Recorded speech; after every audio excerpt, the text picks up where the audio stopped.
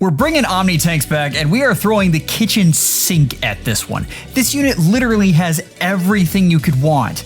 Let's get into it. This is Legendary Alear. Now, a lot of the elements of this unit are going to look familiar, and we're going to talk about that. The art looks great, but we're kind of used to that by now. The art in general has been really picking up. So let's talk first about Divine One's art. I have the cheat sheet here. This is Slaying, Dual Phase Brave, which is still an amazing effect to this day. Omni +5, you have Piercing of 50%, Scowl, which is almost imperative right now. You have Adaptive Damage, and you have an Omni -X, and X equals the number of game titles within 3 spaces times 3 plus 4, max of 10. So you're gonna want a harmonic hero around here, but really just as many game titles as possible. So already you're seeing that we have a stat swing here, an effective stat swing of 15 points across the board. And that is a ton. But we're gonna get to this special, and I do believe this is inheritable because he already has 2 preference skills. So, Dragon's Roar. Boost damage by 40% of units res when special triggers. If unit or foe special is ready, and you're gonna see a lot of this is the same language as Armored Beacon or Armored Flow, where you get the damage reduction even as long as one special triggers sometime in there. And that special that's going to be 40%, but you're going to have a high res stat in order to support that. That's if units res is greater than foes res -4. Keep in mind, the 2 most powerful nukes right now, Sonic and Leon, both have very high res, so you might need to stack some on this unit to make use of this, or for any other unit that uses this. I do believe this is going to be a dragon-specific special, so I am curious to see how this plays out, but I really like this one in general. Let's look at what else this unit has though, because we're not to the craziest part. We have Emblems Miracle. Okay, this one has Distant Counter, you have an Omni +9, you have a first attack DR of 40% including Brave, and then you get, if there are 3 allies within 3 spaces, you get Miracle and restores 90 HP after combat. Now, this is all really good, and if you want to imagine, the thing we're going up against right now is Dual Leon. The burn damage comes in, then it doesn't take much to knock you over after that. This unit is going to be able to heal after that, and then hopefully survive whatever traditional damage unit that you have coming at you. Most of the time, you're only dealing with one right now in Dual Leon or something like that. But this is nice. This unit being colorless also means that you don't get triangle advantage, which does come into play when you're talking about that many units coming at you. But I want you to notice, like, the total effective stat swing on this unit is 24. That is huge.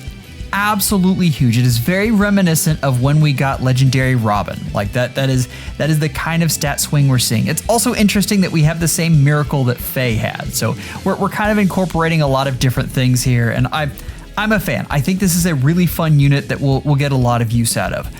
So, Speed Res Bulwark 4. Now, the reason you want this on this unit is because this helps you keep the 3 units within 3 spaces. And I like these new Bulwark skills. The additional 40% damage reduction is nice, along with the standard healing and then keeping units away from whatever your supports are. It makes this unit perform a lot like a savior. The problem is, we just talked about Leon being the biggest threat right now, so you're going to want NCD4 on this unit, period. It makes positioning a little harder, especially versus things like Cav lines, which are just dominating the meta right now. And then we have Attack Speed Pledge, which is one of the best skills you can have in the C slot right now. It's very good, I'm a fan.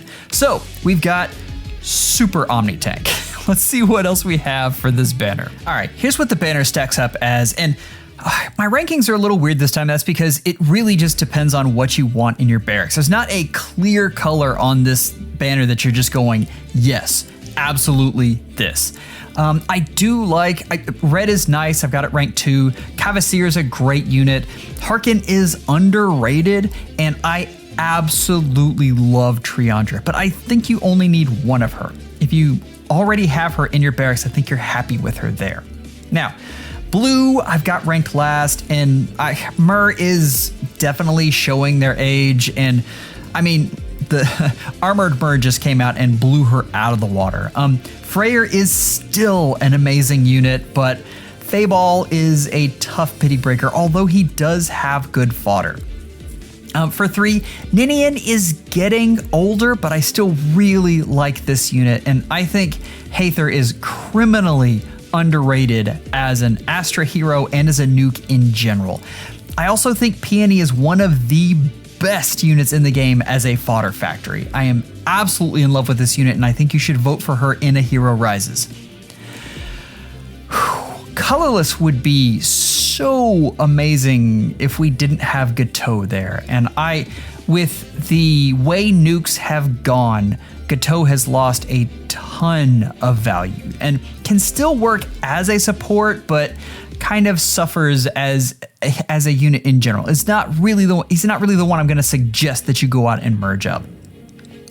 We have Gulveg, which Gulveg's fodder is amazing. Absolutely love that. And I mean, I think Alear is both amazing fodder and an amazing unit. So I do have that one ranked 1. Understand though, the rankings, whereas normally I feel like there's a clear cut like 1, 2, 3, and 4. This is more murky, and it really depends on what you need in your barracks right now. As far as the Earth rankings, I do have this unit as tier 0 right along with Robin. I like the two of those. I will say Robin is probably starting to fall off, or rather has started to fall off and will soon be in tier 1, but I still think he will have a long life just because infantry gets so much stuff. Alear, because he's a tank, just remember that any enemy phase unit, because they rely on so many different things, they tend to fall off quicker than other types of units. And whereas female Alear does have the piercing gimmick, where she can support another unit with that, this unit is a pure Omni tank. And so we've seen role compression in every aspect of this game, and the more things you can do, the longer life you have. So I like Alear. I think he's tier 0 here for sure. I think he will. I don't know about him as a long-term merge project though. If this is your favorite, go for it. Otherwise, I'd really like a +1 just to play with. We'll see how the summoning goes though. As far as the Omni tanks, I definitely have this unit ranked as tier 0, but I am not considering the fact that you can only use Alear in Earth Season, and that's a big deal. The fact that you can basically only use this unit half the time, which is basically that's kind of how it comes out to be. If I were merging up an Omni tank, I would want one that I could use every single season. That being said, I do think this unit is going to be a lot of fun in Arena. This unit has the potential to be fun in Summoner Duels, but I think with the meta the way it is, I'm not banking on that. I think if you're playing the non-competitive Summoner Duels, then definitely this unit's gonna be fun. Otherwise, yeah, probably not a big unit for you unless you're after that special for some project you have. The last thing I will say is there will be a unit review on Friday. If you want to be a part of that, hop into the Discord. You can submit there. There's a lot of details. Members, you are amazing, and you of course get first billing on that. Take care and schedule an appointment with your FEHologist real soon.